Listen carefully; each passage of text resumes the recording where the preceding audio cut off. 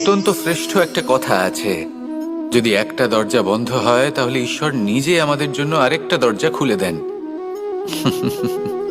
কিন্তু কিছু মানুষ আছেন যারা এটা ভাবেন যে আমার সাথে তো এরকম হলোই না, আমাদের জন্য তো কোনো নতুন দরজা খুললো না, কোনো নতুন পথ আমরা খুঁজে পেলাম না। সেই বিষয়ে আমরা চিন্তা করি, দুঃখ পাই যে এরকম কেন হলো। কখনো কখনো নতুন দরজা উন্মুক্ত হয়, কিন্তু পুরনো যে বন্ধ দরজা আছে তার সামনেই আমরা দুঃখী হয়ে বসে থাকি, আর এমন ভাবে বসে থাকি যে নতুন দরজার দিকে আমাদের চোখই যায় না। কখনো কখনো ঈশ্বর জেনে শুনেই আমাদের জন্য নতুন দরজা, নতুন পথ উন্মুক্ত করেন না, কারণ তিনি চান যে আমরা যেন পরিশ্রম করি, কর্ম করি, নিজেকে আরো বেশি শ্রেষ্ঠ করে তুলি, সক্ষম হই, আর নিজের পথ আমরা নিজেই খুঁজে নিই। কখনো কখনো এমনও হয় যে ঈশ্বর চান যে আমরা যেন সেই পথে চলতে শুরু করে দিই। ভবিষ্যতে গিয়ে ঈশ্বর আমাদের সবকিছুই প্রদান করে।